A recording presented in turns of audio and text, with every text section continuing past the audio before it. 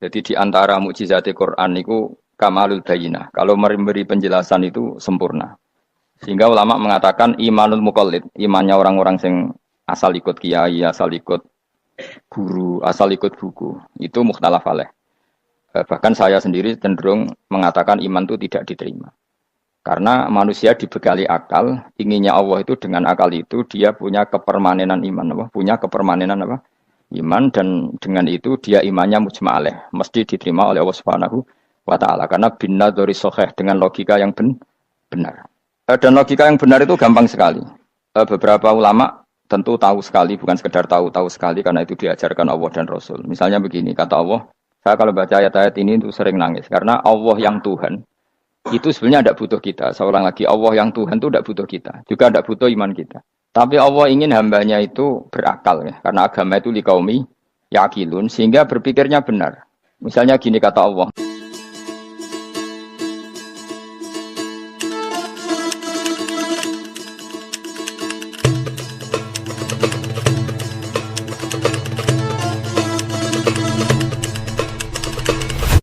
Misalnya gini kata Allah, enggak apa-apa, kamu menuhankan selain saya itu enggak apa-apa kata Allah. Enggak apa-apa, Yesus kamu katakan Tuhan enggak apa-apa, kamu katakan batu Tuhan enggak apa-apa.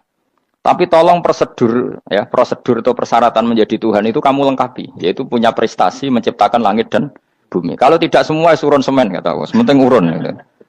Jadi sebetulnya itu kan rasional. Misalnya enggak apa-apa kamu merasa jadi presiden atau gubernur atau jadi wali atau jadi apa, yang penting prosedurnya dipenuhi. Itu kayak apa Allah baiknya pada kita. Sehingga saya berkali-kali, makanya menurut saya orang alim itu wajib memaklumatkan kalau dirinya alim. Supaya jelas aturan mainnya. Yang dilarang Allah itu kan memaklumatkan alim, kemudian ingin hadun nafsi, ingin salami template, dicucuk, dihormati, itu kriminal. Itu orang alim gendeng, gendeng sekali. Karena khasnya orang alim itu tentu cari ridhonya Allah, bukan ridhol khalqi, bukan ridhonya apa? Makhluk. Makhluk itu la syai', ada siapa-siapa. Dan kita harus baku seperti itu. Kenapa kalau orang alim enggak memaklumatkan kealimannya itu dikatakan salah? Karena fungsi orang alim adalah membawa bayinat, membawa ayat-ayat Allah, bukan kepentingan apa? Pribadi.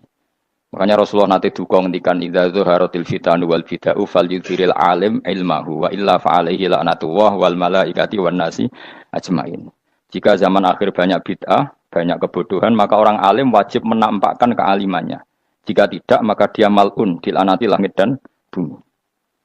Karena sebetulnya logika tentang Tuhan itu gampang sekali. Saya ulang lagi ya. Saya punya sekian contoh betapa tauhid itu mudah. Jadi kalau ada orang bilang ikhlas itu angel, Gus. Ya dia sendiri goblok karena nggak tahu logika apa. Ikhlas itu justru gampang. Misalnya kamu ngamal demi manusia. Manusia itu umurnya hanya berapa coba? Kan pasti mati. Lalu kalau dia mati tidak berkutik. Bagaimana Anda bersandar sama seseorang yang mati dan tidak berkutik? Sama-sama bersandar sama zat sing al-hayyul qayyum, sama zat yang abadi. Kamu latih terus akal kamu. Misalnya saya punya jamaah banyak. Mereka itu kan enggak jelas surganya. Kok arep-arep syafaate piye? Supaya jamaahku mlebu neraka kabeh. Kan enggak mungkin nyafaati saya. Atau mereka mlebu swarga kabeh, wis do sibuk kelon mbek widadari. Mungkin ya ndak ngurusi saya. Jadi dua kemungkinan itu sama-sama ndak ngurusi saya. Mlebu neraka ya rasa nyafaati, kan mlebu swarga do sibuk napa? Ngeloni widadari karena trauma di bocah elek, melarat macam-macam. Sehingga kiainya saja wis ora takok Gus nang ndi wis ora takok. Seribet dhewe no. Nah, tentu saya juga sibuk sowan pangeran sudah itu makom saya sudah sibuk sowan pangeran. Kowe pesta seks sing kula sowan pangeran. Wa swargame ayate pokoke inna ansa'ana gunna napa? Insa'a faja'alna gunna. Abkaro bar kelon dadi perawan neh berarti keloni berarti. Seribet. Kula insyaallah melok daftar sing fa amma in kana minal muqarrabin farahu warihan. Jadi surganya muqarrabin itu enggak ada sifatnya. Di situ enggak dibakas bidadari, makan-makan enggak, tapi farahu warihan. Satu surga yang sifatnya rohani. Karena enggak bisa disifati. Tapi saya daftar di situ ya hanya beberapa jam, baru juga bungkon. Sawangane kok taruh rasane wong ayu juga keberatan. Ya tapi saya tentu punya dua kelas, punya kartu premium dan ekonomi. Saya enggak tertarik lah daftar yang premium dok nanti repot apa. Saya itu sering nangis kalau baca ayat seperti ini. Bagaimana Allah yang Tuhan kemudian tidak butuh apa-apa, tapi Allah saking baiknya itu membuat tatanan logika kita. Saya tidak akan bosan-bosan sampai sowan Allah.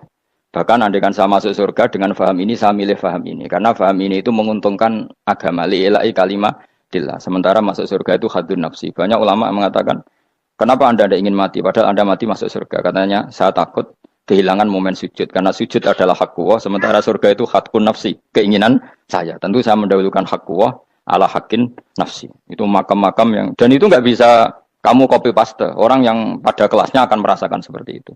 Dan kamu tidak perlu minat, malah paham. Jadi sudah, dengar saja. Apa? Dengar saja.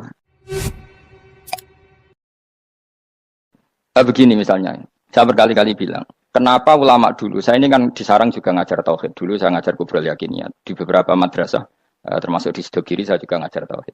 Di sini saya ngajar tafsir, tapi yang saya titikkan juga tauhid. Begini, saya hidup di dunia ini, terutama saya memang ingin menerangkan tauhid, sebagaimana Allah menerangkan. Begini ya, Jubair bin Mut'im, saya tidak bosan-bosan cerita ini. Jubair bin Mut'im itu termasuk dahiyatul Arab, cerdas-cerdasnya orang Arab.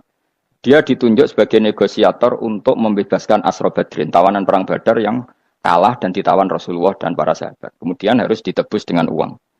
Oke, disepakati. Terus singkat cerita Jubair bin Mut'im itu datang ke Madinah. Dulu karena tidak ada hotel, tidak ada penginapan, ya memang nginapnya orang musyrik itu di masjid. Ya sehingga itu lazim saja. Kamu tidak usah jadi liberal kemudian bilang musyrik boleh di masjid, ya tidak perlu seperti itu. Kamu juga tidak perlu goblok mengatakan nggak ada ceritanya orang musyrik ngidam di masjid, karena ya ada tarehnya seperti itu. Jadi tidak perlu goblok, ya tidak perlu liberal. Paham ya? Kalau kamu bilang wah, nangono wong musyrik oleh nginep di masjid, kamu liberal. Padahal konteksnya dulu memang nggak ada hotel. Tapi kalau bilang nggak sama sekali juga goblok, karena sejarahnya pernah ada. Milih di goblok apa liberal? Apa milih jelas? Nggak milih aja, ngaco aja. 01 apa 02 apa 00. Milih mana? Goblok, liberal, nggak milih. Nah, ketika Jubair bin Mut'im itu datang, delalah Nabi itu sholat maghrib ngimami. Nabi baca surat Wattur wa kitabim mastur fi rabbim mansur wal baitil ma'mur. Kemudian di pertengahan surat At-Tur itu kan ada ayat yang menurut saya itu sangat bagus. Sehingga di kamar saya, di rumah saya itu tak figur ayat itu. Bahwa kita harus dilatih berpikir. Kata Allah memulai argumentasinya, am khuliqu min ghairi syai'in. Apakah kejadian alam raya ini seisinya tentu diciptakan tanpa sebab? Misalnya begini, alam raya ini kata orang nihilisme atau komunis atau orang-orang paham nihilisme, itu kan dimulai dari ketiadaan. Logika ini kan goblok sekali. Berarti kalau alam ini kadung wujud, kamu kan tahu kan langit bumi sekarang kan wujud. Ya, langit bumi sekarang kan jelas wujud. Berarti logikanya adalah al-adamu yakhluqu makhlukon, sesuatu yang enggak ada menciptakan sesuatu yang itu kan aneh. Di mana-mana al-adam ketiadaan itu tidak mungkin yakhluqu syai'an atau yu'athiru syai'an. Di mana-mana ketiadaan itu tidak mungkin mengefeki sesuatu yang ada. Wong kamu sebut tidak ada itu berarti tidak mungkin bisa berbuat apa kan namanya tidak ada. Sekarang alam raya ini dimulai dari ketiadaan, terus kamu simpulkan sesuatu yang enggak ada menciptakan yang ada, itu gendeng apa enggak? Oh, gendeng sarap itu. Orang usah dipatahin wong gendeng, sebarno yang mau mati dewi. Jadi makanya Quran menanyakan mereka, am khuliqu min ghairi syai'in. Apa alam yang kadung wujud ini kemudian disebabkan oleh sesuatu yang tidak ada? Lalu kalau sesuatu yang ada pasti diwujudkan oleh yang ada. Nah, karena yang ada ini pencipta harus berstatus super. Nah, super ini oleh ulama disebut wajibil wujud. Maka Allah bersifat super, wujud yang paling prima, yang kausa prima. Karena pencipta tentu kelasnya harus di atas yang diciptakan. Makanya disebut, ulama dulu nyebut Allah itu apa? Wajibil wujud. Karena pencipta tentu lebih dahulu. Maka harus disifati awal atau qadim. Awal atau qadim. Kayak apa Allah mendidik kita? Am khuliqu min ghairi syai'in. Terus Allah bilang gini, ya gak apa-apa, yang menciptakan gak saya, gak apa-apa kata Allah. Tapi amhumul khaliqun, kamu saja yang menciptakan, gak apa-apa. Tapi syaratnya kalian juga harus merasa pernah ikut menciptakan langit bumi. Am khalaqus samawati wal ardh. Jadi, enggak apa-apa kamu merasa Tuhan, enggak apa-apa. Yang penting kamu merasa ikut nembok langit, ikut ngecor apa? Langit. Jadi pokoknya ikut bikin. Terus kata Allah, bala yukinun, kamu tak suruh merasa menciptakan langit bumi, kamu juga enggak merasa iya. Memang ya mereka merasa enggak kan? Akhirnya Jubair bin Mut'im saking enggak kuatnya. Am khalaqus samawati wal ardh bala yukinun. Amin dahum khuzun. Sama Allah dibombardir seperti itu. Dia datangi Rasulullah, ya Muhammad, logika itu tidak meninggalkan akal saya. Matarok tali akli nasihan. Akal saya habis Muhammad. Saya iman saja. Saya tidak cukup punya logika untuk melawan argumentasi ayat yang kamu baca. Saya iman saja. Terus iman. Makanya kalau ada logika nihilisme bahwa sebelum alam ini adalah ketiadaan, lalu pertanyaannya bagaimana mungkin ketiadaan menciptakan yang ada? Di mana-mana ketiadaan itu la yu'athiru syai'an wa la yakhluqu syai'an. Jenenge wae tiada. Tiada itu ya enggak ada fungsinya, ya enggak ada efeknya, enggak ada prestasinya. Ya pokoknya namanya enggak ada ya enggak ada. Nah, ini penting saya utarakan. Terus di sini Allah mengulang lagi, enggak apa-apa yang lainnya kamu katakan Tuhan jadi mitra saya enggak apa-apa. Tapi tolong kata Allah, aruni madza khalaqu minal ardi, tunjukkan ke kami prestasi dia ikut bikin bumi. Kita tahu misalnya Yesus, Isa lahir di bumi. Bumi sama Yesus dulu mana? Dulu bumi, dia lahirnya di bumi. Lalu dia melata di bumi, jalan-jalan. Kemudian dia mengatakan ini bumi Tuhannya saya. Jadi bumi kok enak, dhisik aku sih. Tua aku sih, bodoh-bodoh pangeran aku dong. Lebih apa? Tua. Jadi Allah itu gampang sekali. Nah sekarang orang iman itu kuat semua. Makanya ndak wali-wali. Imane mbek Allah taklid, njaluke aneh-aneh, njuk bojo ayu, sugih, jabatan. Bela Allah secara hujah aja enggak pernah, sudah minta. Makanya ini hidup di zaman yang saraf masal. Lho kula njaluk pangeran akeh-akeh kuwi, coba kamu bela Tuhan tuh pernah bela apa? Bela Tuhan tuh gampang dengan argumentasi al-hujjah yang supaya agama ini tamkin fil ard, benar-benar mapan dalam logika. Yaitu tadi di mana-mana yang namanya sebab itu amrun wujudiyun, di mana-mana sebab itu sesuatunya harus wujud. Paling tidak kita sudah menolak nihilisme. Apa? Nah, nihilisme. Lah wujud karena wujud awal harus berstatus prima. Lah prima itu dalam bahasa ulama disebut wajibil wujud. Makanya ulama dulu ngelatih kita itu pertama Allah itu siapa? Zat sing wajibil wujud. Itu satu filosofi yang luar biasa. Nah, kemudian setelah itu ada setan-setan kecil yang nganggur, yang iseng. Nah itu nggak usah kamu perhatikan. Tinggal delok TV, ngopi, terus tinggal nyate kelata. Enggak saya tamak, pingsan deh. Syukur-syukur stres deh. Dugaan saya setan saya gue pingsan, kurang gizi. Karena memang setelah itu setan goda gini. Lalu sebelum Allah jangan-jangan ada wujud yang lain. Lalu Allah sendiri awal mulanya gimana? Kata Nabi, jika ada pertanyaan seperti itu kamu harus berhenti. Tinggal delok TV atau tinggal delok dangdutan. Ya kalau kepeksa apa-apa, kelasem ae. Saya ada menghalalkan tapi kan sudah kamu lakukan. Karena itu lebih baik ketimbang pertanyaan filsafat. Banyak orang yang dulu sholat ketika sekolah filsafat tidak sholat. Alasannya sampai menemukan jati diri itu Tuhan. Dan itu bahaya sekali karena Nabi berkali-kali bilang kamu jangan mikir tentang Allah pasti rusak. Orang kok mungkin rusak dari Nabi pasti rusak. Nah cara menghentikan gimana? Karena setan ini makhluk, akal-akalannya gampang. Tadi tak warai, saya sebagai ulama atau sebagai manusia atau sebagai orang awam atau sebagai siapa saja, kadang ada pertanyaan seperti itu. Tak tinggal anggeling dharma, kan pusing setan, kan ngenteni. Weh, ngenteni bar lo anggeling dharma. Bariku aku lesu mangan mie. Bar mangan mie waret turu. Kan dia ngenteni terus. Mau bikin was-was lagi. Ternyata saya sibuk kan enggak bisa masuk deh. Bangun tidur aku selali pertanyaan tadi. Dinteni. Nah, dia masuk lagi aku sibuk ngajak anak jalan-jalan. Jadi saya kalau jalan-jalan di pasar itu wis enteni tan santai wae. Itu memang resep dari Rasulullah. Jangan sampai orang terjebak filsafat yang sampai menanyakan eksistensi Tuhan. Dan dia tidak mau iman, tidak mau sholat, tidak mau puasa sampai menemukan Tuhan itu siapa. Itu jelas minas syaitonir rajim, itu perilaku setan. Makanya Rasulullah setiap ditanya sahabat gitu itu Nabi guyu-guyu. Dan guyunya Nabi itu kata Nabi, baguslah kalau kamu takut Tuhan kalah kata Nabi. Nabi gojok gitu. Maka ada ulama yang punya seni berargumentasi yaitu Imam Ghazali. Jika setan tanya kamu, lalu sebelum Allah jangan-jangan ada wujud yang sebelum Allah. Kata Imam Ghazali, ya itu saja yang Tuhan. Yang Allah ini enggak jadi Tuhan. Ya berarti wujud sebelum Allah itu yang benar-benar Allah. Kalau kamu bayangkan lagi, jangan-jangan sebelum itu ada wujud lagi. Ya itu saja yang benar-benar Allah. Sehingga tetap Allah itu menang terus. Paham ya? Yang jelas jangan sampai didahului Adam. Karena kalau didahului Adam lebih ngeri lagi. Karena sesuatu yang enggak ada menciptakan yang ada. Itu lebih buruk lagi menurut akal. Menurut apa akal? Daripada kamu nggak salim Imam Ghazali, tinggal saja ndelok tadi ndelok sinetron. Itu yang lucu aja. Tidak sing lucu-lucu. Ndelok apa mencari Tuhan. Pokoknya sing aneh-aneh, sing goblok-goblok, sing lucu-lucu, sing perane wong apa? Lha saya sering diprotes saya. Gus Salim jenengan kok sering ndelok sinetron sing ana dialog wong goblok-goblok. Wong goblok itu menarik cara kula. Apa ya? Cara pandang itu di luar dugaan saya karena kula berkali-kali lho kalah wong goblok. Jadi makanya ini tak cerita nih beberapa kali yang cari Gus Wak cerdas berkali-kali kalau ambil goblok. Ada seorang santri itu ingin dibelikan bapaknya itu sepeda motor. Bapaknya wong desa, senengane ngrumat sapi wedhus. Lah menurut saya ya orang tuanya itu mampu lah, sangat mampu untuk beli itu. Pak mbok ditukokno mawon wong sepeda motor. Kata bapaknya, "Anakku nu jok mondok tak goblok, Gus. Wong njaluk kok sepeda motor, njaluk mobil ora ya goblok. Lah kok goblok, Pak? Jenenge donya iku Gus, sing lahirno donya kok sapi ku ndek anak, wedhus ndek anak jenenge donya. Di mana-mana jenenge donya sing lahirno donya. Iki donya kok mangan donya. Mergo motor iku kan tuku bensin, mobil. Iku cara dekne iku goblok Gus. Batin berarti kabeh kiai goblok perkarane tuku donya sing ngentekno donya. Cara dekne donya iku sing lahirno Dunya. Kok pinter iki. Untungnya saya ini ulama ya, ahli tafsir ya malu. Saya kalah itu ya malu. Tapi saya sebagai orang objektif fair, itu teori benar apa? Jadi dunya itu ya sing lahirno dunya. Dunya kok mangan dunya itu goblok. Untungnya dia dengan saya itu jaraknya 5 kilo 7 kilo karena 7 kilo. Lala dia diterkon sepeda motor, aku tetap mau kalah. Pak, nanti jalan kaki saja. Karena kalau pakai motor ini kegoblokan kata saya. Terus mendingan nih, loh Gus mau kalah tadi.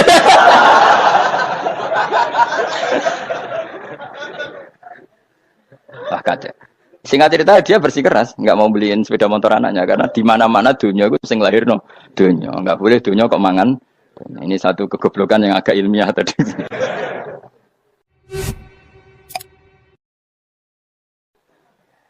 Nah, Imam Asy'ari juga ngalami hal yang sama. Imam Asy'ari itu punya, kita kalau ahli sunnah kan 2 partai ya. Ya, dalam ahli sunnah itu hanya ada 2 partai juga. Kalau nggak Asy'ari ya Maturidi. Ya, dan sama-sama alim. Ya kalau terpaut ya paling 5%, 7%. Ya. Kealimannya Asy'ari dan Maturidi. Imam Asy'ari itu bikin logika yang jelimet. Seperti saya sekarang ini. Logikanya jelimet, tapi permanen. Jadi yang saya ajarkan tadi itu logika yang jelimet tapi apa? Permanen. Karena tadi alam raya ini kadung wujud. Kalau kadung wujud, pasti pewujudnya, yang menciptakan wujud pasti adalah kewujudan. Karena al-adam la yu'athiru syai'an. Di mana-mana kenihilan tidak yu'athiru syai'an. Ya sepakat ya, gampang kan? Tentu wujud ini prima, disebut wajibil wujud. Lalu Imam Asy'ari itu bersikeras. Kalau imanul muqallid itu tidak diterima. Sebanyak keberatan ulama, tapi Nabi nyatanya yaktafi bi imanil Arab al-khalina anin nadur. Nabi nyatanya mencukupkan imannya orang-orang Bedui yang mereka itu kayaknya tidak bisa mikir. Ya, Nabi yaktafi bi imanil Arab itu wong desa al-khalina anin nadur yang mereka itu tidak bisa apa? Berpikir. Singkat cerita Imam Asy'ari survei. Coba ayo kita tanya orang-orang kampung. Ternyata kegoblokan orang kampung itu ya ilmiah, masyhur itu. Imam Asy'ari saja harus belajar dari wong awam, wong goblok-goblok. Kita kok ingin ya Badawi bima araf tarubak. Kowe kok iman be Allah iku bima araf tarubak. Lalu kamu tahu Tuhan kamu atas nama apa? Dengan logika apa? Jawabnya enak. Al-ba'ratu tadullu 'alal ba'ir wa atharul aqdam yadullu 'alal masir. Angger ana tletong ya ana ontane. Angger ana bekas delamaane wong ya ana sing bar liwat. Jadi misalnya ada bekas teracak anjing, berarti anjing habis liwat. Ada bekas apa ular ya berarti ular harus liwat. Ada bekas teracak manusia ya berarti manusia habis liwat. La wa hadzal alam atharun min athari qudratillah.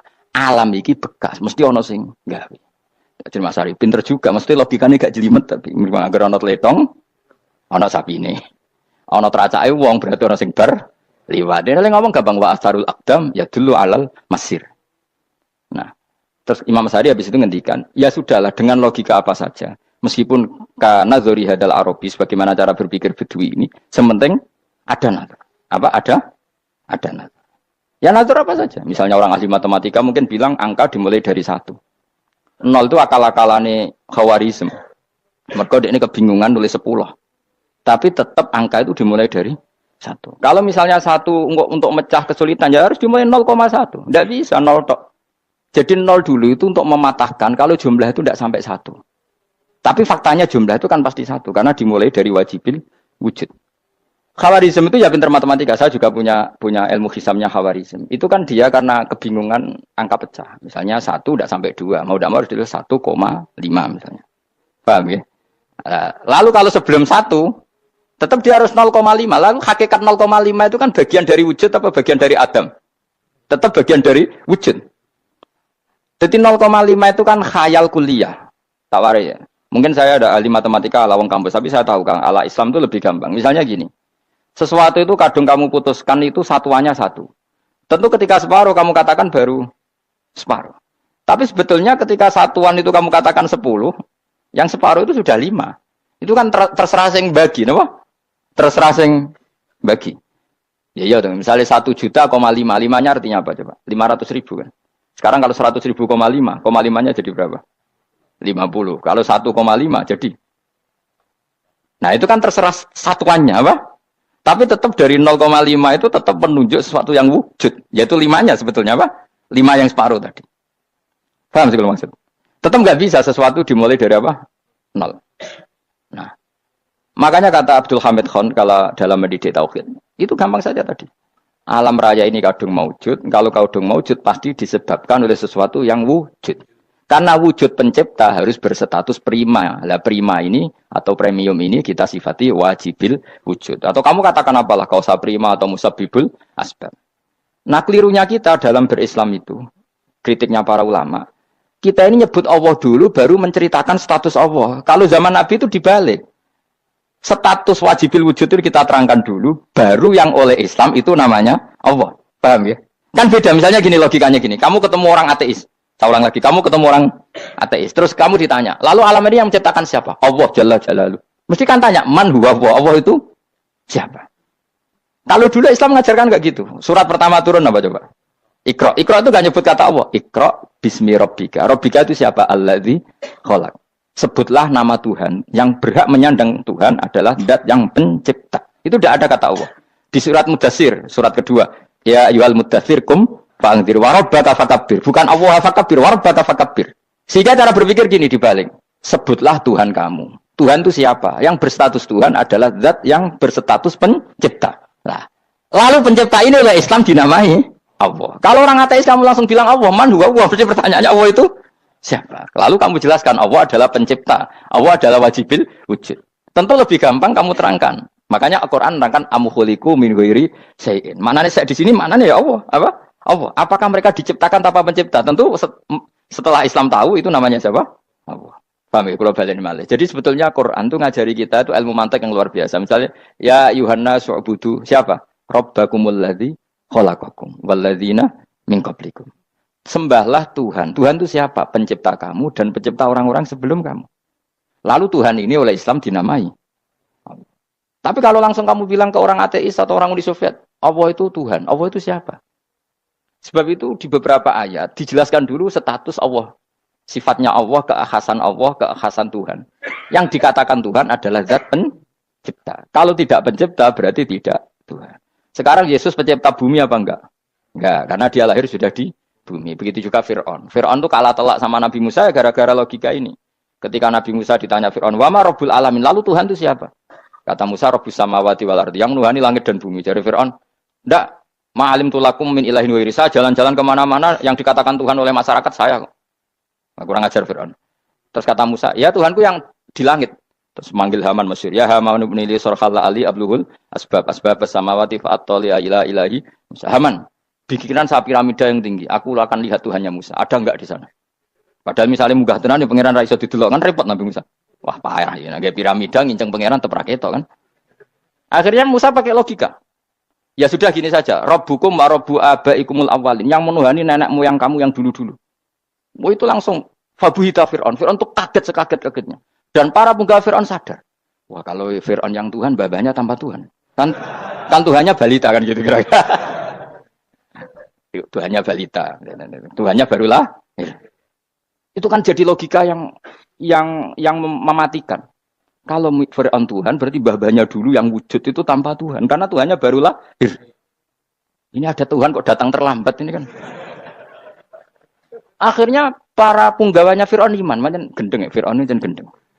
Itu pentingnya logika. Rabbukum wa Rabbu abaikumul awwalin. Nah sekarang orang itu nggak belajar logika. Iman bi Allah orang mantep ning ati, ijek iso diguncang setan, jalukane wis aneh-aneh. Jaluk swarga, jaluk gak mutu cara. Gak mutu. Makanya banyak wali kalau ditanya, kamu masuk surga sama sholat milih mana? Milih sholat. Kenapa milih sholat? Di surga itu demi khadun nafsi saya, poya saya. Tapi kalau saya sholat itu untuk hakku. Saya sebagai hamba, identitas kesejatian saya adalah menghamba. Soal nanti Allah bikin bonus surga silahkan. Maka sebenarnya masuk surga itu ada urutannya. Sebagai orang alim saya urutannya adalah berkampanye sesering-seringnya, membuat logika supaya orang mudah ke Allah dan Rasul. Makanya di Quran tuh gak ada orang disuruh masuk surga dulu itu ya Tuhan nafsul mutmainnah irji'i ila rabbiki. Kamu kembali ke Tuhan kamu dulu. Bahwa kamu makhluk yang butuh Tuhan. Fadkhuli fi ibadi. Kamu masuklah berstatus hamba dulu. Kesetatusan Anda sebagai hamba ini matangkan dulu. Bahwa saya ini hamba. Dibuktikan dengan suka sujud, suka ngamal, suka sedekah, suka tawadhu. Saya sebagai orang alim sebenarnya gak suka mulang. Karena takut. Nak kue pinter kok nyanyi aku, nak goblok sawangannya metodeku gagal. Kan dua-duanya ini merugikan saya sebetulnya. Saya ulang lagi ya, nak pinter kayak nyanyi aku. Kan ya mungkin juga, senajan rodok mokal mungkin. Sanggup aja rodok mungkin. Pemana nak sing ndik kan yo, biasanya hasud ndik. Mau itu sebenarnya rugi semua, tapi Allah yang memerintahkan hak wong alim kudu mulang. Perhitungan itu tak buang semua. Sing ape nyaingi nggih monggo, sing tetep goblok nggih. Monggo, sebagai Allah ngutus mulang ya napa? Mulang. Meskipun tadi potensinya itu dua-duanya buruk, sing alim nyaingi. Kemudian nak mubalek terus didol ilmu Quran atau royalti tambah parah lagi. Nah, aku enggak pakai logika ikhlas. Pakai logika selesai semua, ya disuruh Allah ya sudah. Saya ulang lagi ya, makanya saya minta ya. Surat Tur itu dibaca. Makanya baca Quran itu jangan terlalu egois, jaluk swarga. Statusnya dulu itu fadkhuli fi ibadi. Kehambaan Anda posisikan yang mantap. Lagi wadkhuli jannati. Sekarang enggak dibalik orang ini masuk surga dulu. Kayak surga di kapling. Traweh arang-arang we jaluk Lailatul Qadar. Lailatul Qadar wis kliwat. Wingi wis Dzulhijjah wingi kan Pak. Sebagian ulama berpendapat Lailatul Qadar itu fi kulli sanatin. Apa fi kulli? Karena Lailatul Qadar berdasar nuzul Quran dan nuzul Quran itu bisa saja hari Arafah, bisa hari apa. Ada ulama mengatakan Ramadan, tapi bisa tanggal 1. Nah, kamu kan pemalas ikut yang partai 21, 23 karena kan wis akhir-akhir kan wis enteng. Sebenarnya Anda milih 21 berdasar ilmu apa berdasar enak anak terbatas waktunya kan? Kan lebih sempit apa? Lebih apa? Sempit. Ya saya ulang lagi ya. Jadi Allah kalau ngajarkan hujah itu gampang sekali ya. Tadi amkhuliku min ghairi syai'in. Enggak apa-apa saya ada Tuhan kata Allah. Tapi kamu harus punya logika. Alam raya ini diciptakan tanpa pencipta. Mau enggak kamu punya logika seperti itu? Bahwa alam ini yang wujud diciptakan oleh sesuatu yang tidak wujud. Mau enggak kamu punya logika itu? Enggak mau kan? Namanya wujud tentu diciptakan super wujud. Dan super wujud itu wajibil wujud. Dan itu Tuhan kita yang oleh Islam dinamai Allah. Bang, makanya nyebut Allah itu di surat-surat awal Quran tidak ada. Coba. Awal surat Quran itu surat apa coba? Iqra kan? Iqra itu ada enggak kata Allah? Enggak ada. Iqra bismi rabbika. Rabbika itu siapa? Allazi khalaq. Surat Mudatsir sama. Ya ayyuhal mudatsir qum fa'anzir wa rabbaka fakabbir. Ya sudah seperti itu. Ya ayyuhan nasu ubudu rabbakum. Rabbakum itu siapa? Allazi khalaqakum. Nah, kita ini keliru metode. Pemene wong tukang wiridan Allah. Tapi ora roh Allah iku sing sapa? Ya dia Allah. Dia nyifati Allah mau sing ngekei swarga, sing ngekei duit, sing ngekei widadari. Jadi Allah disifati sesuai selera yang menguntungkan dia. Bahwa Allah ini yang ngampuni saya, kemudian saya masuk surga, kemudian ngeloni widadari. Makanya kalau dia jadi wali tak demo. Tak laporkan MK pokoknya. Tak suluh. Karena ini wali pecundang. Bagaimana mungkin calon wali pikirannya khadun nafsi? Kalau lama agak gitu, mendikan Allah itu zat paling penting di dunia. Maka akan saya maklumatkan di dunia bahwa orang kembali ke Allah. Caranya gimana? Akan saya kenalkan Allah lewat logika. Caranya apa? Kita sifati wajibil wujud. Kita sifati rabbukum wa rabbu abaikumul awalnya. Dengan sifat-sifat yang semuanya mengarah ke dikjayaan Allah Subhanahu wa taala. Iku jenenge kowe bener-bener ulama. Iku disebut bal wa ayatum bayyinatun fi suduril ladzina utul ilm. Makanya ulama itu orang yang luar biasa. Sampai disebut innama yakhshawaha min ibadil ulama.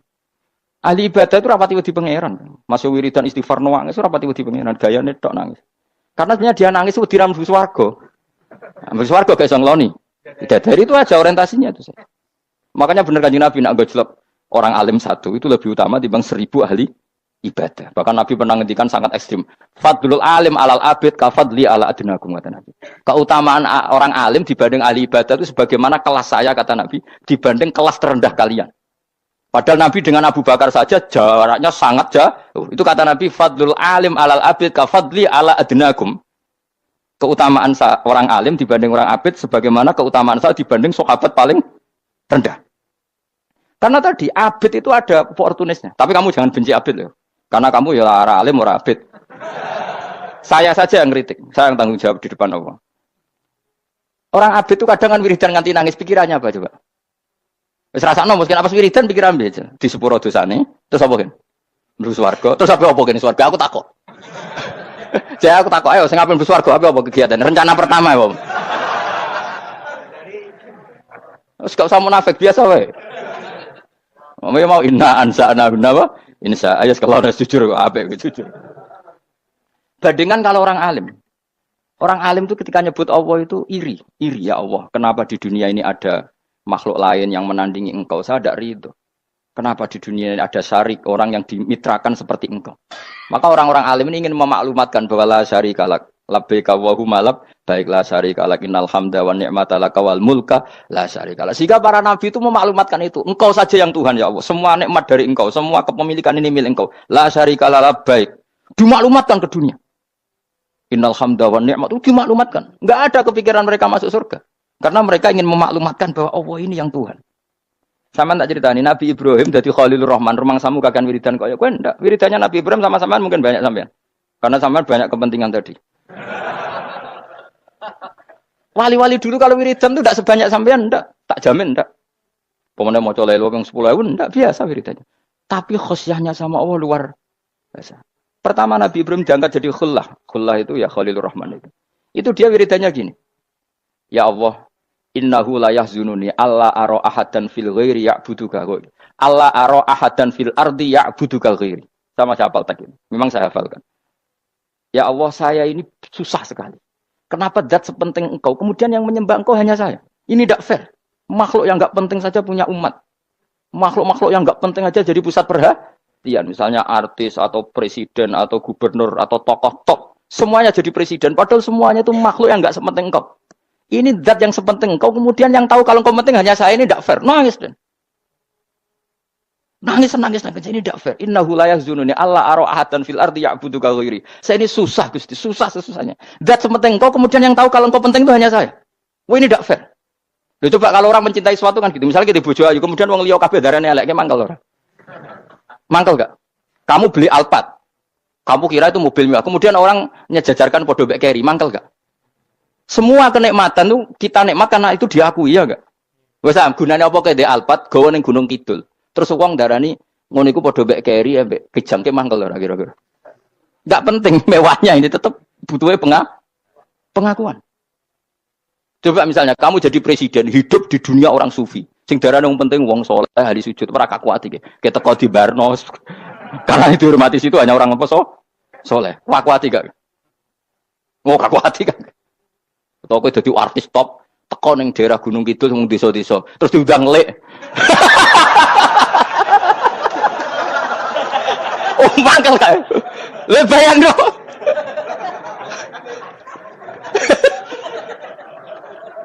Oh, kamu menteri top, menteri BUMN, barang dolan itu iso diundang lek. Mados walang lek ngono. Mau angel. Karena orang keren itu butuh pengakuan apa? Wes kayak misalnya di bojo ayu terus wong liya kabeh darane elek mangkel gak? Sebetulnya orang merasa nikmat itu karena pengakuan. Bayangkan andaikan orang itu melihat Alphard itu tidak wow. Orang punya Alphard gagah enggak? Oh, enggak gagah. Kalau orang lain enggak bilang apa? Oh. Ya mau misalnya di ning desa terus ana wong desa nganggep kok model tepak terus saya mau badhe numpang wedhus kula angsal, Pak. Gak kuatir. Habis kan. Makanya branded itu harus dimaklumatkan. Nah, itu bayangkan Nabi Ibrahim. Zaman itu ada Raja Namrud yang dipuja-puja, ada orang kaya dipuja-puja. Kemudian engkau yang Tuhan, pemilik langit bumi, enggak ada muja-muja engkau. Ini enggak fair ya Allah. Nangis. Orang kok kowe eling pangeran sak jam swarga Gusti. Dasar gak bakat wali. Loh, saya itu pernah kangen Nabi Ibrahim itu sampai nangis dan itu saya tidak berdoa. Semua yang terkait Nabi Ibrahim itu saya baca. Mulai surat Quran, tafsir tentang Ibrahim. Dan sampai saya di Kudiro di Tadbir Allah pernah ziarah ke makamnya Nabi Ibrahim. Itu saya hampir gak pernah doa. Saya isek. Ya karena tadi. Ketika Nabi Ibrahim nangis-nangis gitu, ya Allah ini tidak fair. Engkau zat terpenting di alam raya ini. Kemudian gak ada yang menuhankan engkau. Gak ada yang merhatikan sama ini tidak fair. Susah sekali. Karena yang tahu engkau Tuhan itu saya tok. Masyhur itu sama Allah. Karena Ibrahim nangis-nangis itu terus sama Allah diterbangkan ke langit.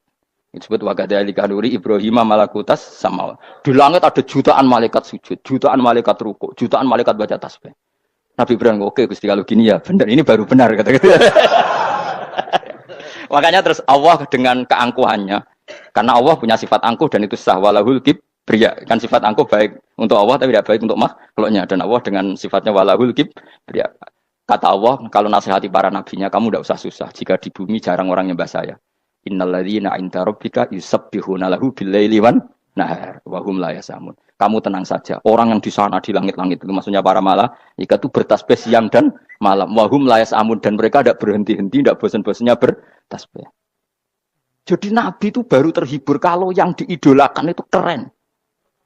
Itu nabi. Itu wali. Itu wali kutub, itu wali. Kamu enggak nyebut Allah itu sebenarnya kamu kan enggak ingin kan bangun malam ingat Allah. Berhubung utamu akeh. Terus Allah mbok libatno mbok nyaur kan sebenarnya itu. Kamu ingin jadi bupati. Sebenarnya kamu enggak kangen Allah. Kamu ingin jadi bupati. Terus Allah mbok jak koalisi kan gitu. Terus malam-malam Allah, ya Allah ini hambamu ya Allah minta ini. Sebenarnya kamu kangen Allah apa kangen keinginan kamu? Terlalu menyindir banyak orang ya. Maksudnya ini cerita saja. Ya sudah ini kayaknya kok banyak yang tersindir tapi ini kan ngaji. Yang ngaji itu harus naik kelas. Ya sudah tidak usah diteruskin kok banyak yang tersinggung itu. Ya sudah tidak usah diterusin. Walau akhidu mau mengalap sapa Allah anasa yang manusa bima kan perkara kasabuka nglakoni sapa anas. Minal ma'asi sing pira-pira maksiat. Mataroka. Mongko ora ninggal sapa wa ta'ala dzuriya ing atase ndhuwure artayil ardi min dabatin saking kewan apa wae. Nasamaten tegese kewan tadubu kang melata pun sama alih ing atase arat. Kalau saja Allah ingin merusak manusia karena dosa-dosanya, pasti tidak disisakan beberapa sesuatu yang jadi kebutuhan manusia, termasuk dabam. Misalnya enggak ada hewan, enggak ada tanaman, enggak ada apa saja di bumi. Karena Allah ingin mengadab manusia. Tapi nyatanya di balik mereka maksiat tetap fasilitas kepentingan manusia ada. Karena sifat ghafurnya Allah, sifat rahmannya Allah. Walakin yu akhiru tetap ini ngakhirna sapa wa hum wong akeh ila ajalin temu kemaring batas musaman kang wis ditentono. Yaumil kiamat tegese dina kiamat. Fa idza jaa mongko nalikane teko apa ajalum ajale wong akeh fa inna wa mongko satuna wa taala iku kana ana sapa wa bi ibadihi kan kawulan wa basiran dat sing mirsani. Fa ijazi mongko males sapa wa ing wong akeh ala amali ing atase wong ngamale wong akeh. Carane ngemales Allah tentu profesional atau prosedural bi isabatil mukminin kelawan ganjar wong mukmin wa iqabil kafirin lan nyiksa wong kafir. Ya jadi Quran itu gunanya ya membuat logika yang benar supaya orang itu menghindari kesalahan. Jadi menakut-nakuti itu kalau nggak harus tentang neraka, takut dari kesalahan, takut dari kebodohan. Kan kita juga takut kan punya pemimpin yang salah, takut punya kasus, takut kepleset. Ketakutan tidak harus dari neraka. Makanya saya berkali-kali bilang, saya sering dulu dinasihati Mbah Mun, enak ben alim, ojo sering maca tafsir, mari goblok dari Mbah Mun. Maksudnya mari goblok itu gini, mufassir itu manusia, kadang dia itu satu ayat umum, dia mendiktekan ke satu kasus, padahal kasusnya lebih umum. Makanya berkali-kali sama nani umpama ini, contohnya ini, karena nanti itu mengikat. Misalnya gini ya, saya ulang lagi ya, ben gayamu kayak wong alim. Coba andekan kapasitas Anda itu RT, minta jadi presiden, itu ngelama apa doa? Tidak, jawab saja. Ngelama. Jatah kamu untuk azab, kok jaluk Lailatul Qadar, itu ngelama apa Anda? Mestinya jalukmu orang untuk azab, itu bagus. Paham ya? Banyak ulama diajak istisqa gak mau. Banyak itu ulama. Ayo istisqa kita karena sudah lama gak hujan. Kata ulama tadi, jatah kita ini kena hujan batu dari langit. Gak hujan batu sudah bagus, gak usah minta. Ulama macam-macam. Lah rai-rai ngene iki pantes entuk Lailatul Qadar untuk adab aja. Orang untuk adab wis bagus. Yo dadi dongane ya Allah. Ampun jenengan siksa la tu'akhidna. La tu'akhidna maknane njuk Lailatul Qadar pun ora disiksa. Jar makam kita itu masih Rabbana la tu'akhidna. Iku supaya enggak disiksa innasina waktuna kalau kita salah. Kowe kan enggak kalau. Wah sudah salah. Jadi donga innasina waktuna sange apikane pangeran wae ditambahin. Kalau kita salah. Kalau kita kan sudah ada kalau lagi sudah. Sudah jelas salah berkali-kali lagi. Mbok wong diisin. Njulak jaluk Lailatul Qadar gak diisin. Tapi oleh wong pangeran apian. Pangeran kan tapi misalnya pangeran ora aku luwih apian timbang aku. Dadi sowe disahno permintaan. Tapi gak dikabulno. Mau disahno, tapi ora usah apa? Disahno iku iman jalin jan wong goblok piye meneh, macam-macam.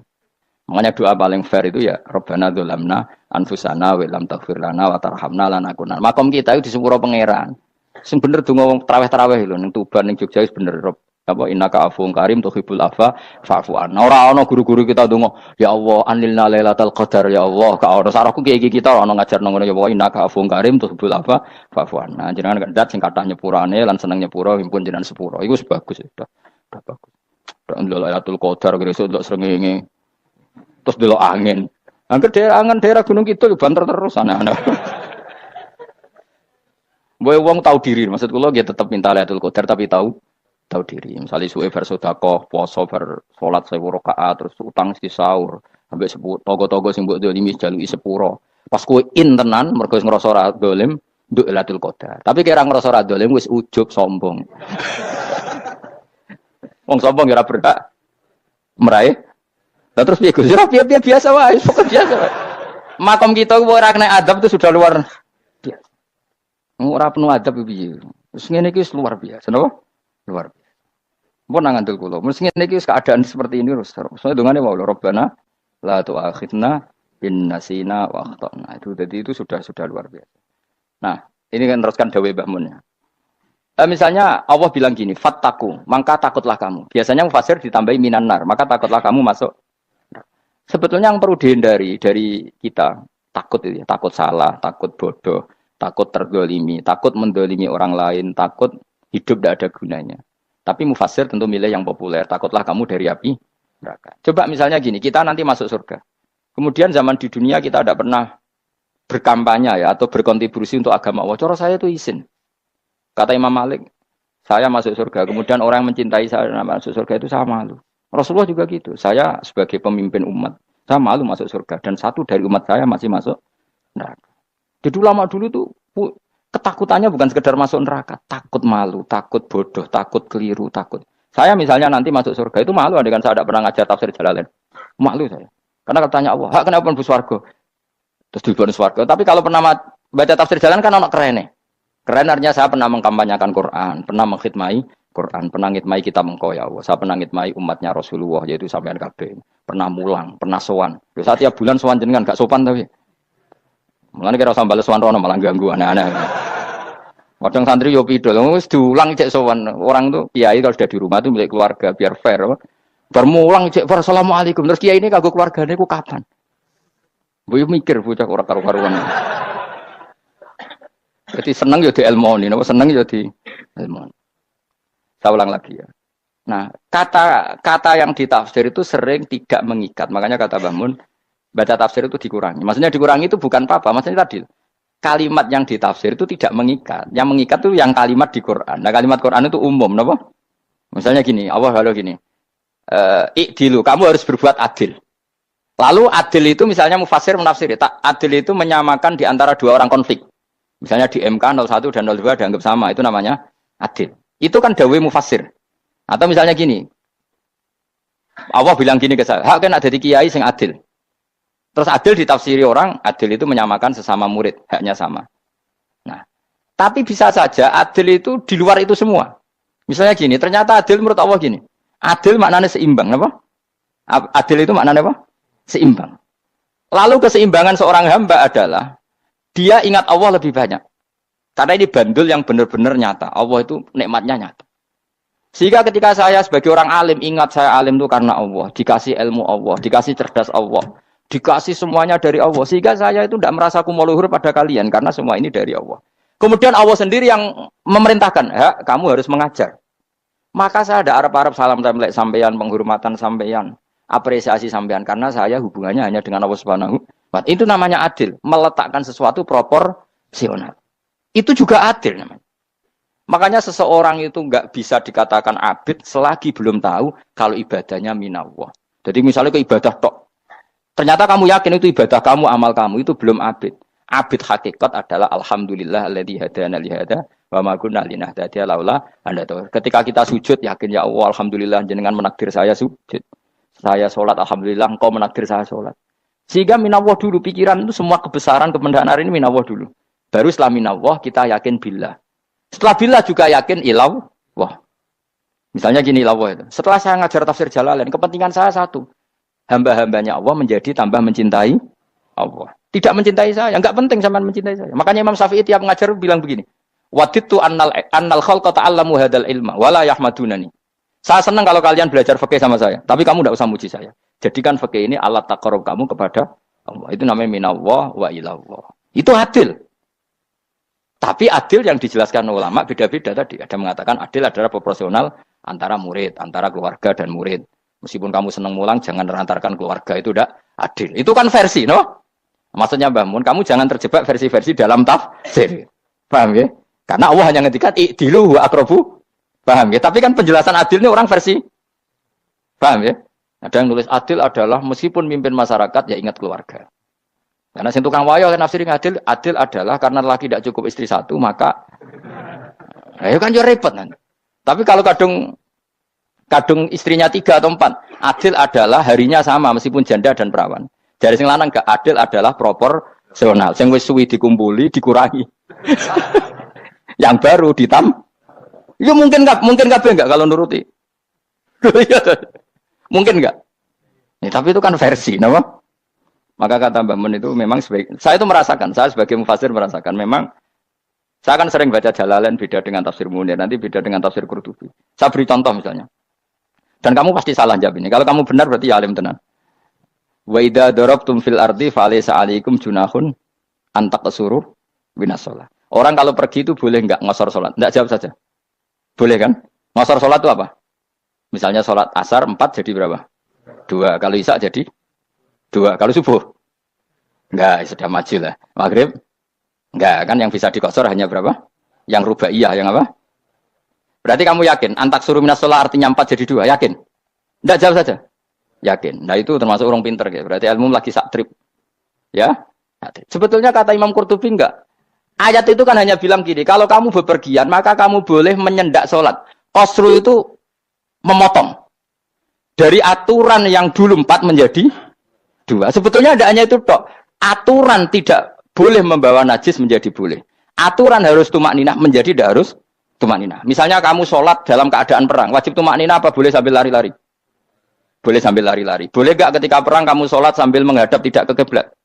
Boleh. Makanya antak suruh minas sholat maknanya apa? Jika kamu pergi, maka dalam konteks itu kan perang ya.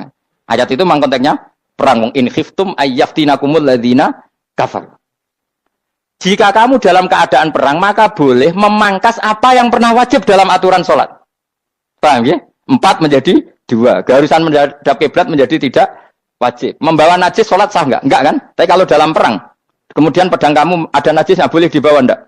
Boleh. Jadi maknanya tak suruh, a'ammu min ayakuna qasra sholat, wa a'ammu min ayakuna wajibati sholat yang sekarang enggak wajib. Semua itu namanya juga meringkas kewajiban. Berarti namanya nih, jika kamu dalam keadaan perang, maka boleh memangkas sesuatu yang dulu wajib menjadi tidak wajib. Yang dulu haram menjadi boleh. Tapi mufassir mencontohkan qasrus sholat hanya 4 menjadi 2. Dong ya? Oh ya, nanti alim ngono tenan wis dokter tafsir. Enggak tak wisuda dhewe. Tapi ora perlu orang lain ngakui. Jadi itu contoh kecil. Jadi mufasir karena kebetulan dia tahunya hanya qasrus sholat itu 4 jadi 2, dia itu. Padahal di tafsir lain diterangkan qasru itu artinya menyingkat atau mencendak atau memangkas. Dulu wajibnya sholat itu nggak boleh bawa sesuatu yang najis. Tapi kalau sholat dalam keadaan perang dan pedang kamu ada darahnya, boleh nggak dibawa? Boleh. Bahkan Allah menyuruh dibawa. Dan boleh nggak madhep kiblat. Fa in khiftum farijalan auruk banataki faida amintum fadhkurullaha kama allamakum. Ketika keadaan aman baru sholat sesuai standar. Nah berarti kan ada qasrus sholat, ada pemangkasan aturan sholat. Kayak misalnya begini. Dalam keadaan normal boleh nggak kamu motong pohon pisangnya tetangga tanpa izin? Nggak boleh kan? Tapi misalnya ada banjir bandang, kemudian kamu bisa selamat kalau motong itu wajib izin apa malah haram izin? Haram izin, harus kamu langsung potong karena kalau tanpa begitu kamu dan yang punya wajib meridhoi. Kalau nggak meridhoi disalahkan syara malah. Paham ya? Jadi ini penyolongan yang wajib. Tapi tak sebab potong kayak ngelangi kan, terus gedangnya mbok pangan, itu berlebihan. Karena Allah memaklumi hanya untuk ngelangi. Jebule wis menisan lah itu di luar izin syariat apa? Di luar izin syariat. Itu melampaui batas itu. Syaratnya boleh itu ghairu baghi wala famani turra itu darurat syaratnya ghairu baghi wala dan tidak boleh melebihi batas. Ora ape ngetok gedange jupuk sik sing mateng dipangan terus diketok. Ora oleh. Paham jelas ya. Makanya kalau ngaji tafsir ya saya kan berkali-kali ada makna di tafsir Imam Suyuti saya tambahi umpamanya ini. Maksudnya umpama itu supaya contoh itu tidak mengikat. Jadi yang disebut beliau itu satu dari sekian potensi ribuan contoh. Ya kayak tadi misalnya antak suruh minas sholah. Itu umumnya ulama membayangkan qasrus sholat yang 4 jadi 2. Padahal enggak, maknanya meringkas aturan dari wajib menjadi tidak wajib. Bahkan sebagian aturan itu dikatakan haram, tidak haram. Itu tadi misalnya bawa najis atau teman kamu mau dibaca orang kafir terus kamu bilang, "Hei hati-hati." Itu tidak batal kalau dalam sholat siddatil khauf. Paham ya? Jelas. Semaju lah. Malam terus dikur Lailatul Qadar. Soale wis gumen mbek wong-wong bingung ora ilmune wong-wong. Ma ungzira abahum lam yungdaru tegese ora den kei wedi sapa ngake fi zamanil fatrah ing dalam zaman fatrah. Ya sama seperti ini. Orang tidak mendapat ingdar itu fi zamanil fatrah, zaman enggak ada rasul. Tentu tidak hanya itu tok. Ada rasul tapi orang itu jauh dari komunitas ulama. Itu juga termasuk orang yang tidak mengalami ingdar. Jadi tidak mengalami ingdar bisa di zaman fatrah atau sudah ada rasul tapi dia jauh dari ulama atau jauh dari komunitas Islam. Itu juga komunitas yang tidak mengalami ingdar. Fahum mengkote wong akail kaum iku khafidun lali kabehane imane sing iman parustilan bener. Ya contoh paling gampang nak dawuh yai mesti bener itu loh. Kalau kamu ngaji tafsir Jalalain ya yuhan nasu budu rabbakum. An-nasu biasanya ditafsirkan kufaru Mekah, napa? Padahal di situ nas semua manusia apa kafir Mekah? Semua manusia. Cuma konteks dulu karena Nabi orang Mekah dan zaman itu yang diberi peringatan orang Mekah, Imam Suyuti bilang kufaru Mekah. Lah seperti itu kufaru Mekah mengikat apa enggak? Enggak kan? Enggak, karena yang dituruni Quran yo kafatal linnas. Tapi ya nasu di Jalalain sering ditulis apa? Kufaru Mekah. Nah, seperti itu tidak mengikat. Itu contoh saja, Pak. Contoh saja dalam konteks zaman itu. Paham ya? Jadi banyak, makanya tafsir itu agak ngikat. Ya tapi yang ngomong gitu harus orang alim. Kalau kamu yang ngomong malah kacau. Kemudian ngomong sombong. Maksudnya kan manusia, saya juga manusia. Ngapain saya harus ikut? Ya sarap itu. Itu ora wis sombong sarap, no? Wis sombong sarap. Lakot hakko teman-teman fahum, lakot hakko teman-teman nyata pal kaulu apa titah, wajibat wajib mana nyata al aksarihim, yang atas saya wakil bil adab. Lakot hakko teman-teman dadi nyata pal kaulu apa titah anane adab, wajibat wajib apa adab al aksarihim bil adab, fahum mengkote wong akeh layu minu ora iman sapa ngakeh, il aksaru tegese uta akeh wong ora iman, zaman iku Mas. Ya, maksudnya zaman iku, tapi jengben nggih mboten ngerti. Tapi mungkin batu Isa itu semua orang iman, tapi ya banyak yang setelah iman itu tidak bermanfaat lagi karena wes napa matahari terbit dari napa barat khina la yanfa'u nafsan imanuha lam takun amanat min qabl inna saat temen ingsun ujalna ga ingsun fi anaqihim ing dalem gulu-gulune wong akeh tak gawe aghlalan ing belenggu bi ayu doma gambar bi antu doma gambar ento dhewe kumpulno ilaha maring anak apa alai di tangan di anal gala karon saat meneh wil iku yajma'u iso ngumpulno wil al yada ing tangan kal unuk maring geger maring napa gulu-guri lho jenenge unuk wong Arab nak darani kene ku unuk nak darani kene ku nakher. Ya cari wong Arab, ya kene iki unuk, kene iki nakher. Lah gulu niku ngeten, tangan ditakok teng napa? Napa? Gulu. Napa jenenge cidok niku cidokne. Sing guri-guri.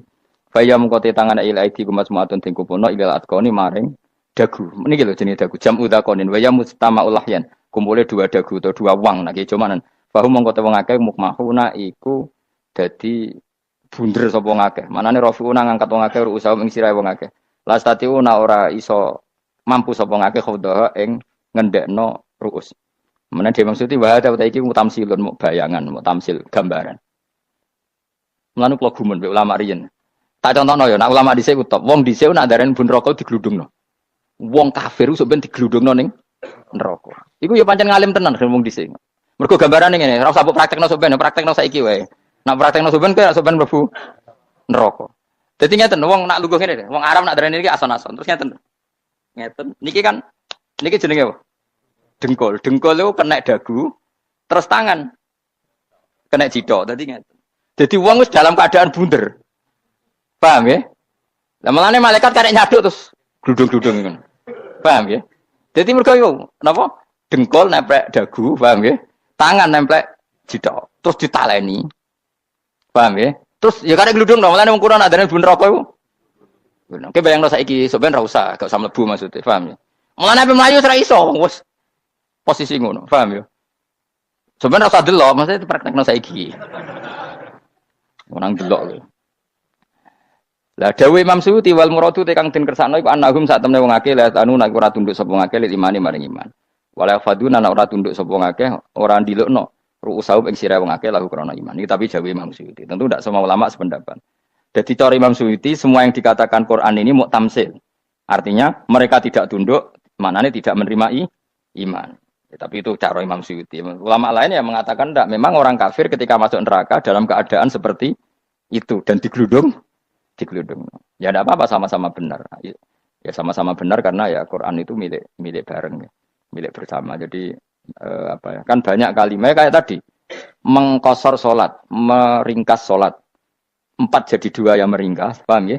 Dari aturan ketat menjadi agak longgar juga meringkas. Jadi semuanya namanya memotong apa? Memotong dari 4 menjadi 2 ya memotong, paham ya? Dari aturan wajib menjadi tidak wajib juga memotong. Nah, itu kan sama-sama benar. Lihat nanti konteksnya. Wajah analan gawe sapa ingsun mimpeni aitim sanging ngarepe wong akeh sadan ing tutup. Wa min khalfihim sanging gurine wong akeh sadan ing tutup. Fathi sin sadan wa dhamiha lan dhumai sin sudan fil maudhi'in ing panggonan loro. Fakhsena mongko ngekeki gelap ingsun ing wong akeh, fa mongko te wong akeh lagi sirun ra ningali sapa wong akeh. Tamsilun iki ya contone aidon disat diturukil iman maring ketutupe dalan iman alih ngatasi kufar. Nah, cara maksudnya kabeh iku mau tamsil. Dadi ngene. Dari depan kami kasih tutup, dari belakang kami kasih tutup, kemudian mereka saya kasih kegelapan. Maka mereka tidak tahu. Mananya apa? Dari arah depan yang mereka nggak ngerti pentingnya iman, dari arah belakang yang mereka tidak ngerti pentingnya iman, maka mereka buta, artinya tidak iman. Itu dari Imam Suyuti. Tamsilun aidoni hanya perumpamaan lisat diturukil iman, yaitu tertutupnya jalan-jalan iman. Tapi ulama lain mengatakan ya enggak. Memang pernah ada peristiwa di mana orang kafir ngepung Rasulullah dan mereka dari depan matanya dihalangi, dari belakang dihalangi, sehingga ketika Rasulullah keluar mereka tidak melihat. Itu ya nyata ya. Jadi makanya ngaji ya. Jadi ben keren. Oh ini ada sekian tafsir. Terus gue ngomong kan kayak wong alim keren. Nah takoi kata siapa? Ono rekamane. Tapi yang ora ngaji dhewe. Nah takoi kata siapa? Ada rekamannya. Lah aku takoi ada kata siapa Gus? Tak dudono kitabe. Lah aku dudono rekaman. Iku apik zaman akhir wis maju. Soale sing rido kan. Enak kok Kang jadi orang alim enak. Nanti itu jadi orang alim ya rugi. Tadi nanti kan gitu. Syaikhul Qadir masuk surga. Entah ini gelombang kedua dan para penggemarnya. Jadi akhirnya sing alim tenan yang buswarga, sing kedua dan para penggemarnya. Iku ora usah alim Kang, cukup penggemar. Jadi aku sebenarnya rugi kan. Gus Pak masuk surga kedua dan para penggemar. Waduh. Terus jebule padha ae. Iku saking rahmane Allah. Kenapa? Kan masyhur itu hadis itu. Rasulullah itu ada sahabat nangis, enggak bisa tidur nangis. Berhari-hari gak bisa tidur nangis. Hanya karena ingin punya satu pertanyaan. Lama-lama ketemu Nabi. Ya Rasulullah sudah berhari-hari gak bisa tidur. Ingin menanyakan ini tapi tidak berani. Coba kamu tanya saja. Ya Rasulullah. Saya ini kalau mati. Engkau kan suatu saat dipanggil Allah. Saya tidak ketemu engkau. Makanya mumpung sekarang saya tak melihat wajah engkau sekuat-kuatnya. Sepuas-puasnya. Kata Nabi ya. Terus, kenapa? Ya kalau engkau di surga saya di neraka kan gak ketemu lagi. Atau kalaupun engkau di surga kan kelasnya beda. Kan tidak ketemu lagi. Jadi kemungkinan dua-duanya itu tidak ketemu. Kata. Karena tadi bisa saja, ya, artinya Nabi karuan di surga, saya di neraka tidak ketemu. Atau engkau di surga, saya di surga pun beda kelas, ya nggak ketemu. Terus kata Nabi, tidak begitu aturan mainnya. Almar'u ma'aman ahabba. Orang itu sesuai yang dia orang bersama orang yang dicintai. Jadi, ya saya harus ikhlas kalau kamu saingi nanti. Ya, takdir, no? Takdir.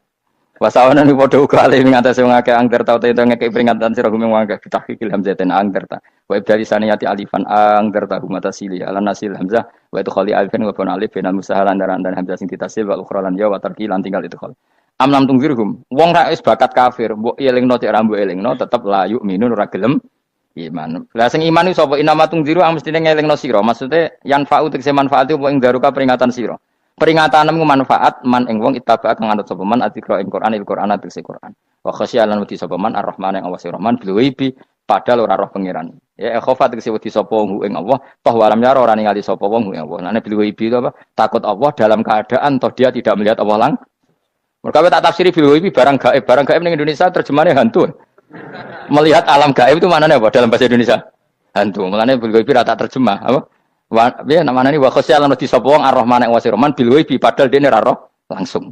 Ya ora usah diterjemah ya. Terjemah dadi apa? Barang gaib malah repot. Fa basiru mongko ngeke berita gembira sira ing man bimaghfiratin kelawan pengempuranan wa ajrin dan ganjaran karimen kang terhormat. Orang yang seperti itu yang ngikuti Quran dan takut Allah itu layak mendapat maghfirah wa ajrin karim wa ta'ala juru karim wal jannatu swarga. Inna satamna ingsun wa nahnu ya ingsun iku nuhyi uripna ingsun al-mauta ing wong sing mati libasi krana pas. Wana tubulan nulis ingsun fil lauhil mahfuz ma ing apa wae kodamu kang nglakoni sapa ngake fi hayatihim. Di lauh mahfuz apa yang pernah kamu lakukan ditulis min khairin kaapian wasari dan kaelean li yujazau supaya diwales sapa ngake alih ing atase iki. Wa atharahum lan yo tak tulis bekas-bekas kelakuanem. Matek saya perkara ustuna kang digawe sunah apa bima badam sak usum ngake. Jadi perilaku kamu ditulis setelah kamu mati ya masih ditulis yaitu bekas-bekas sunnah kamu yang pernah kamu lakukan. Jadi misalnya kayak kok penemu judi. Selama ada orang judi ya kamu dapat. Paham ya? Paham ya? Loro gak ya? Makanya ulama ngendikan dulu tubalil amwat Tuba liman mata wa matat ma'ahu dzunubu. Bejo wong mati kemudian dosa-dosane melok mati pisan. Maknanya dia mati dalam keadaan tidak pernah melahirkan sunnah keburukan. Paham ya? Tapi bejo wong sing mati kemudian dia meninggalkan sunnah kebaikan yang diikuti terus. Kok sampean ini lho bener. Gak paham jalan lah, nggo jalan ngalor durung ngaji. Sehingga sebenarnya anak gak paham lah ya gowo. Lho kok gowo jalan dong dhisik bapak ra paham lah ya gowo. Itu sudah bagus. Apa? Bagus. Berarti pokoknya anut anak ya anut. Wah, pokoknya keren, pokoknya keren sampean keren. Jadi nanti sampean anakmu tuku jalan takoki, Pak, kok tuku jalan dhisik bapakku ning lemari iki ono jalan. Lah tapi dhisik bapak paham yo ora ya paham bodoh. Wes stop, stop. Jelas ya gitu anak tubuh mangkot damu wa atharoh. Makanya sisa-sisa amal kita, bekas-bekas amal kita semuanya adalah ditulis sampai Allah Subhanahu wa taala. Mulane kula kepengin jenengan nate syukuran, pisan-pisan nate syukuran. Pertama anak kita bisa sholat. Guling-gilingan banyak orang syukuran perkara ulang tahun. Kenapa pertama anak kita bisa sholat kita tidak pernah apa? Syukuran. Padahal sholat itu yang menjadi identitas anak kita, kehambaannya ila yaumil qiyamah. Mbok ya orang itu gitu. Sehingga nanti anak kita tuh senang sekali. Itu saya itu kalau agak marah, itu anak saya yang paling kecil, baru umur 6 tahun. Itu tahu-tahu bilang, "Pak, saya sudah sholat." Karena dia tahu, saya itu paling terhibur kalau ada berita sudah sholat. Jadi itu penting supaya orang itu tahu orientasinya bapak itu sholat.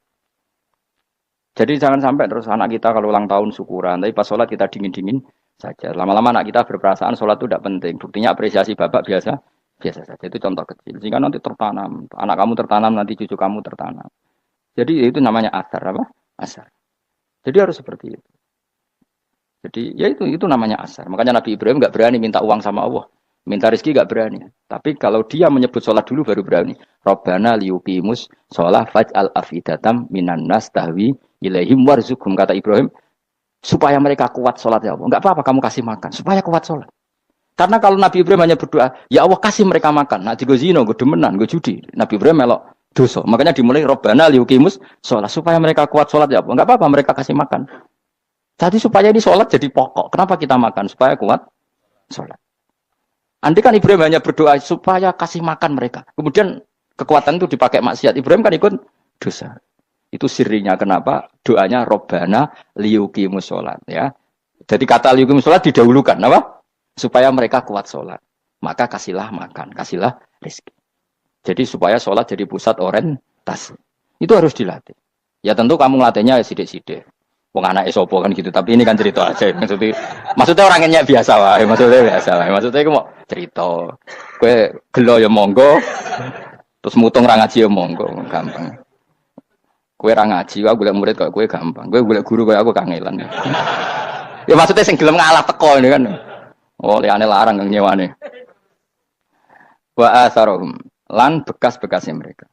Makanya ketika Ahmad bin Hambal itu ahli hadis karena selagi riwayatnya dia dipakai orang tahu Rasulullah itu karena ahli hadis. Bener yang paling hebat tentu qala Rasulullah. Tapi apa artinya qala Rasulullah kalau enggak diriwayatkan dari ulama sampai kita. Tapi apa artinya sampai kita nak gak ono sing ngalahi maca ngene iki. Mburohno maca ngene. Paham nggih? Ayo jajal ke tuku kitab Musnad Ahmad. Nak ra roh gubedi larang ngono tok. Mergo ora ono sing maca ra roh isine paling kenangan apa? Gudi larang.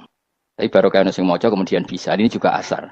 Cuman kau oleh niru, aku semati ngorek jalan. Oleh niru. Tapi ojo niru sesate.